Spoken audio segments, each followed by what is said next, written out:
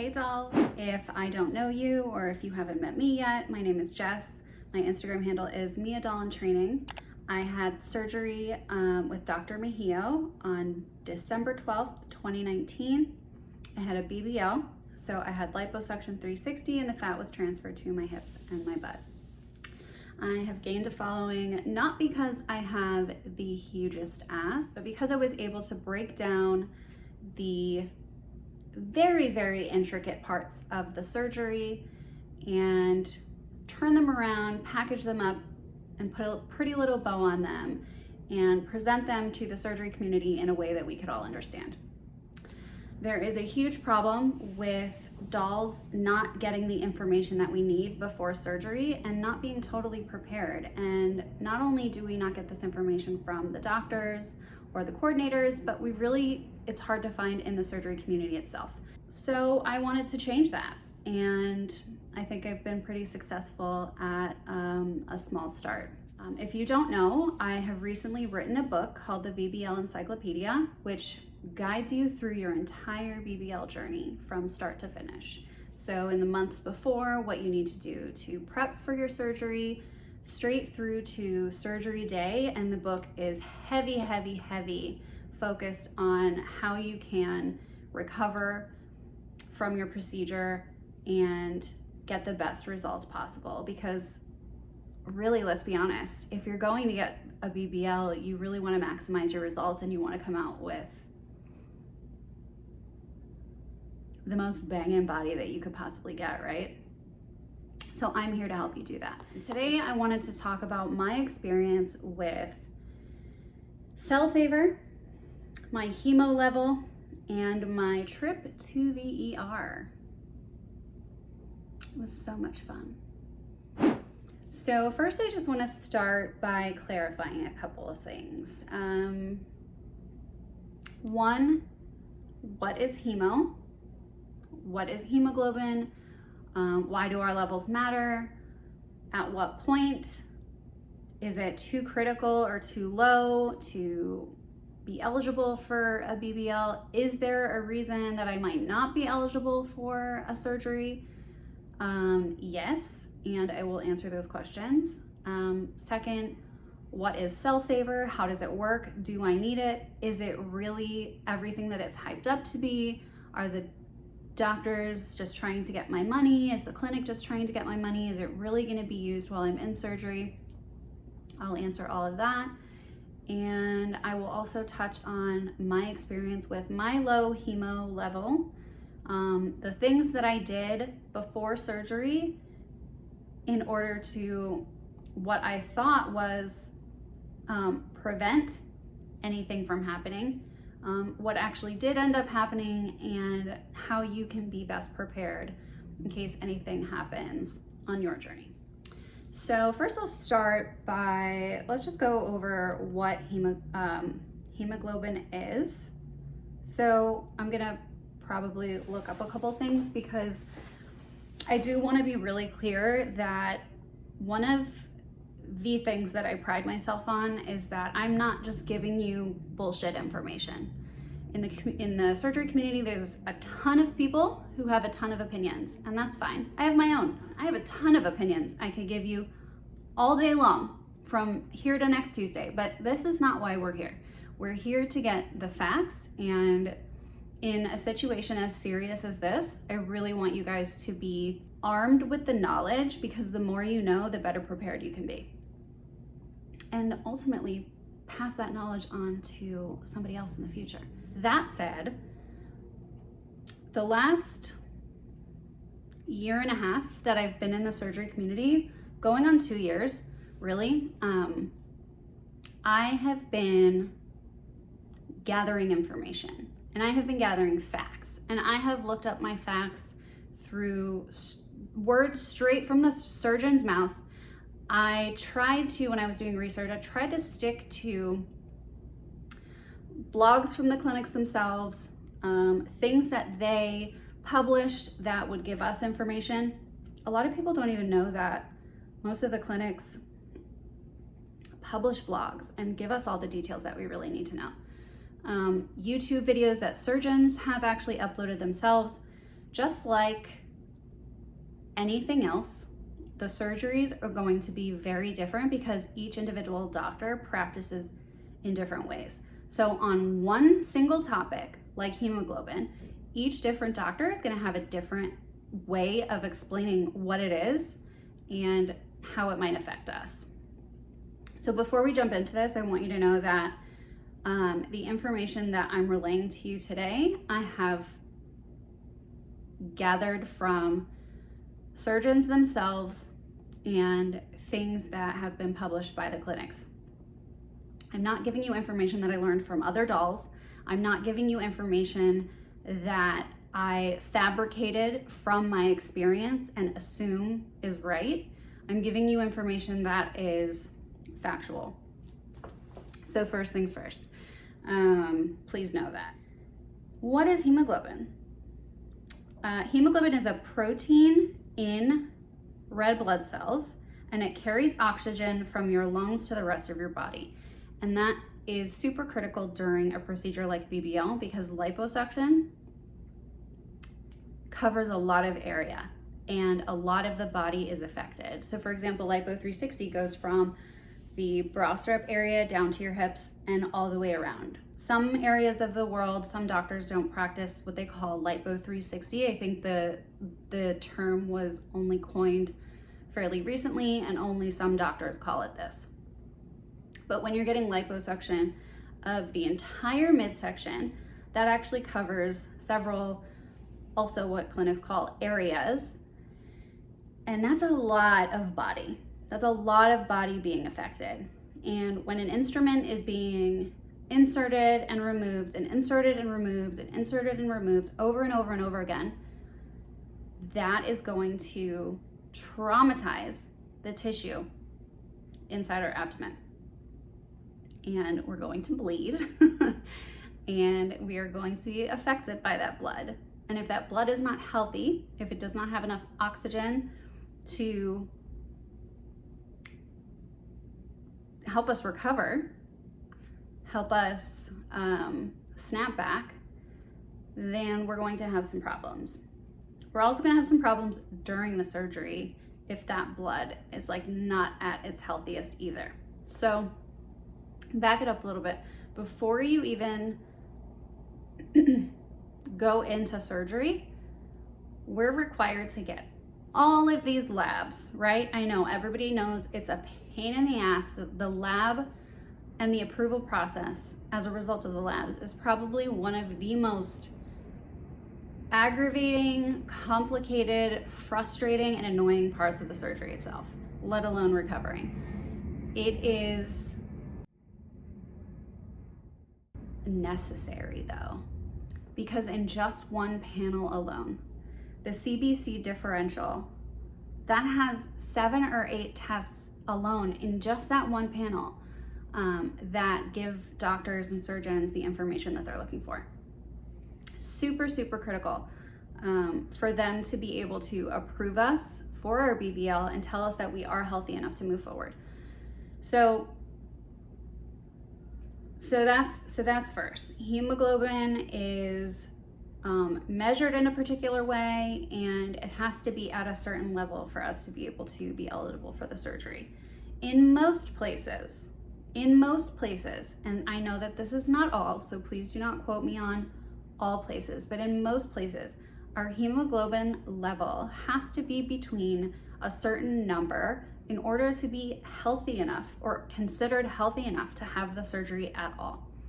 Some doctors will not touch you if your hemoglobin is above or below a certain range of numbers. Now for Mia Aesthetics in Miami, Florida, that range is between 11.0 and I believe 13.0.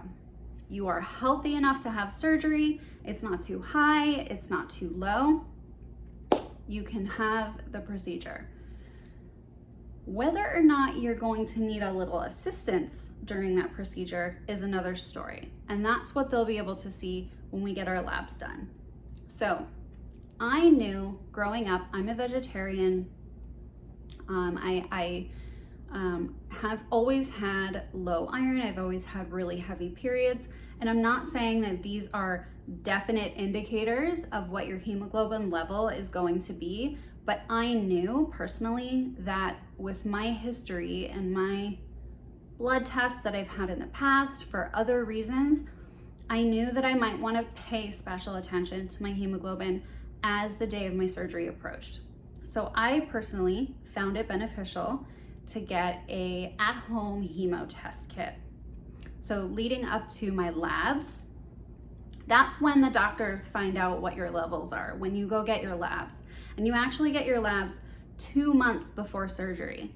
So you have from 60 days before surgery to 30 days before surgery to get your labs done. And by that 30-day mark, they have to be in or they're probably going to cancel you.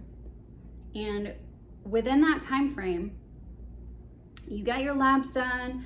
Let's say scenario A, everything looks great, the surgeons clear you for the procedure. Anything could happen to that hemo level in the next 30, 45, 60 days before surgery, right? Scenario B, you get your labs done, your hemo's not so great.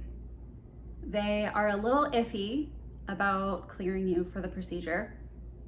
Again, anything could happen between that 60, 45, 30 days before surgery. And you could actually raise your hemo level by doing certain things. So I decided to get an at-home hemo test kit. I tested regularly. I actually have a link to that kit. I've found it on Amazon. It's out of stock quite often. So if you see it in stock and you're interested, I would jump on it. It comes with about 5 hemo test strips, and then you can get replacement strips because, I mean, I wanted to test more than 5 times. I don't know about you, but 5 might be enough. And my hemo personally, even with history of not getting a lot of iron-rich foods, slightly anemic when I was younger, really heavy periods, my hemo was at a 13 in the months before surgery. So I thought I was doing great. I was pumped, I was excited. Now, let me back up a little bit even further before I go on to the next topic. There's actually a list of vitamins that the surgeons and the clinics suggest that we take. I've heard of some clinics not requiring any vitamins whatsoever, not even suggesting to the patients that they consider certain vitamins or minerals or supplements. My clinic, Mia Aesthetics with Dr. Mehio, suggested that I take a vitamin C, folic acid, believe vitamin D was in there too, or either B or D, I can't remember, and a blood health supplement. And the blood health supplement that I chose to take was called Hemoplex, and I'll put that here somewhere. There's also a really good one called Floridix. Really the only difference between Hemoplex and Floridix is that one is liquid form and the other is like a tablet form.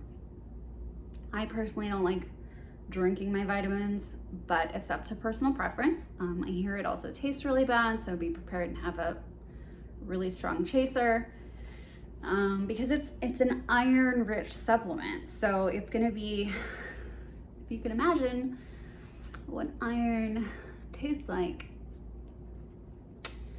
you're gonna wanna have a chaser for that. Anyway, very important that you don't take both.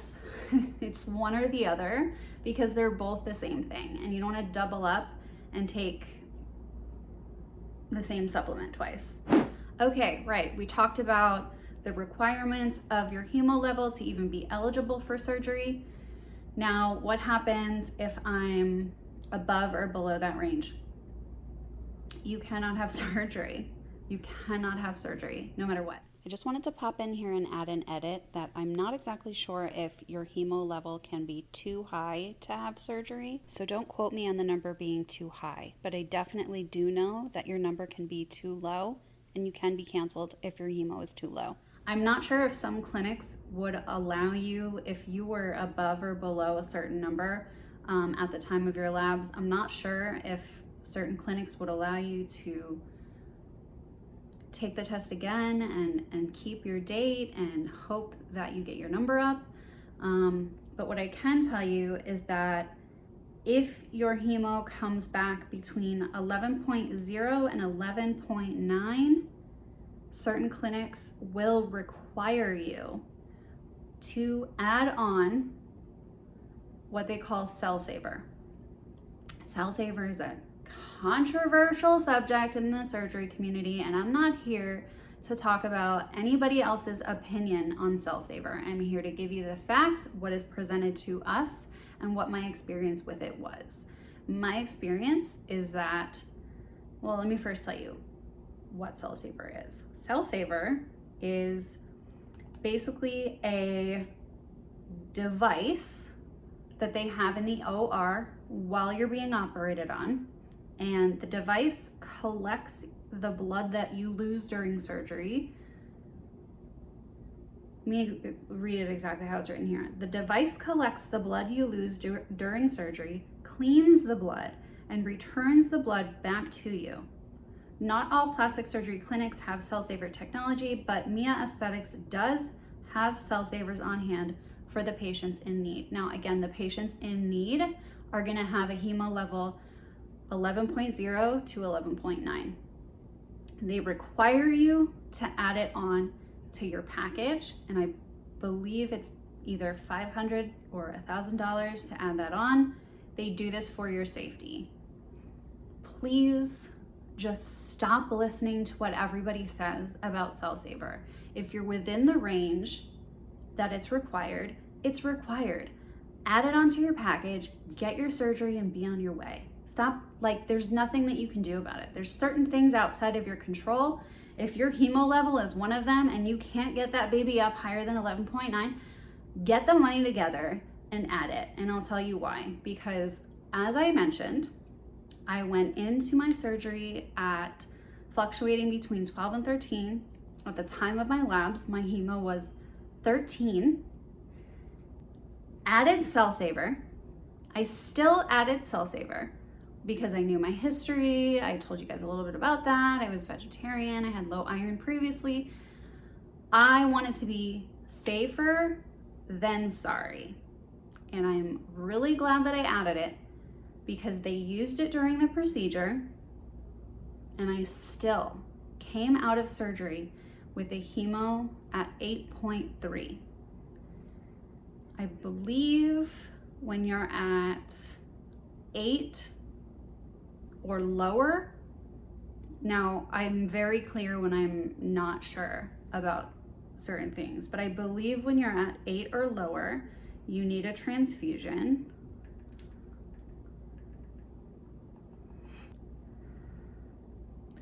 Current evidence is growing that our threshold for blood transfusion should be a hemoglobin level of 7 to 8.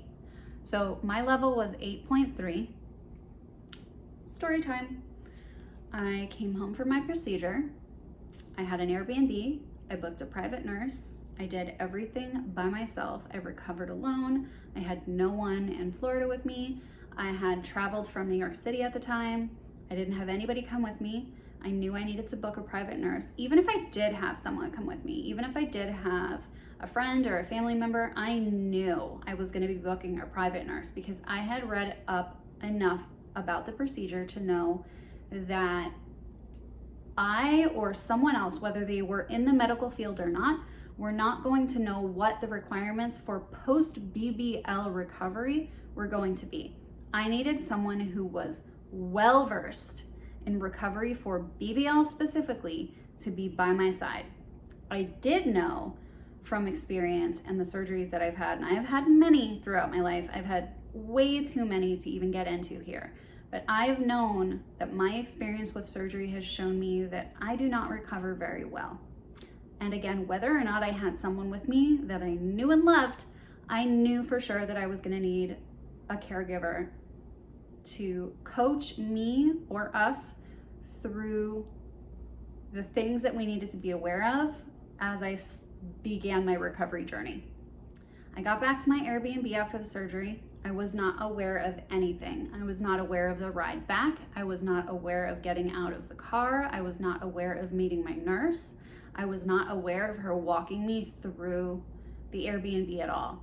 Everything had been black from the moment I went to sleep on the table. Now, I am not telling you this to scare you. That is not how most surgeries go. Most surgeries follow a very easy protocol, and I've even had tons of surgeries where I've gone to sleep and I wake up in recovery and remember everything. This particular case, my hemo played a factor. And during surgery, even though I got the cell saver and the blood was being regenerated and it was being given back to me, my hemo was still too low after the procedure. So when I got back to the Airbnb, my nurse actually, because of this situation, my nurse now implements a strict policy that she has her future patients send her a photo of them, because she loves to tell me, God, Stacey, I love you. She loves to tell me that she had no idea what I looked like, and she actually didn't know what I looked like until 3 or 4 days after my procedure, and I'll get to that. But she was extremely surprised 4 days later when she saw what I actually looked like compared to what she saw when she first met me getting out of the car. So I'm in the Airbnb for about an hour or two. She's trying to get me up to go to the bathroom. We need to start waking our body up. We need to start using our organs. We need to urinate. We need to drink some fluids. We need to start hydrating and getting the body moving again. I wasn't able to do any of that. I wasn't able to stand up on my own. I wasn't able to go to the bathroom. I wasn't able to drink anything. After 3 attempts, she had me standing at the toilet. Nothing was happening. Went back to bed. She tried it again sometime later, and halfway to the bathroom, she actually had to use the wheelchair to get me from the bed to the bathroom because I was just not responding. And not responding in the way that I wasn't breathing or had a heartbeat. Like, I was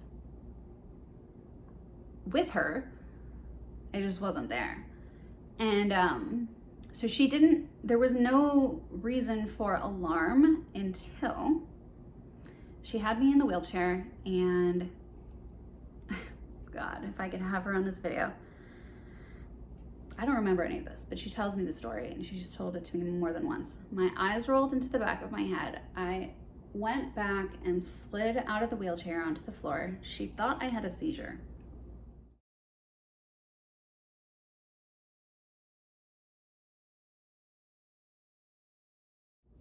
I spoke to Mehio later. He said what I experienced was called a vasovagal syncope, which is really just a fancy name for fainting. So I fainted, and I'm on the floor. She makes sure I'm breathing and that I have a heartbeat, but she calls 911. And the ambulance is there immediately. She has to warn them that I just had chin lipo, I just had arm lipo, so I have all these bloody bandages on my arms. I have this bloody bandage wrapped around my head. I have this faja on, soaked with fluids. My experience was that I soaked Chuck's pads every hour. But she had to tell them that I had just had cosmetic surgery and not to be alarmed. They actually wanted to take me to trauma, which was not where I belonged in the hospital. And thank God that my nurse was with me, because I would have went to the completely wrong section of the hospital. I would have been treated completely differently. So she told them to step off a little bit. She doesn't need to go to trauma. She fainted. She needs the ER, but she doesn't need to go to trauma. So I got in an ambulance. We went 3 blocks to the hospital. I was 3 blocks away. And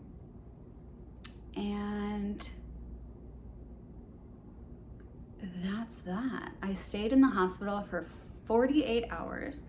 They wanted to see how I would do with fluids for the first 24. First of all, my veins are so hard to get blood. Every time I go give blood, every time I go get labs done, it's so hard for somebody to find a vein, whether it's here, or here. For some reason, nobody can do it. Finally, on the second day, my hemo level wasn't improving. They had to stick me 1,000 times just to even get my levels. But I had Stacy there who was advocating for me the entire way. If I did not have my nurse with me, they would have completely ignored me. And I think now I'm uploading the video during the COVID pandemic. I think that things are a little bit different now. Nurses who are hired to care for us after our BBL, I don't think that they're allowed to stay with us in the hospital. I had my surgery 4 months before COVID hit, and I'm super grateful that my nurse was able to stay by my side every minute. Because like I said, they were kind of neglecting me in the hospital. They were not giving me what I needed. You know, if she didn't walk around the halls and ask people to check in on me, you know, like, do I need more labs? Get her some food? What are her stats now? If I didn't have Stacy doing all of that stuff for me, I don't think I would have gotten it as quickly as I did. Even so, I was still in the hospital for a full 2.5 days.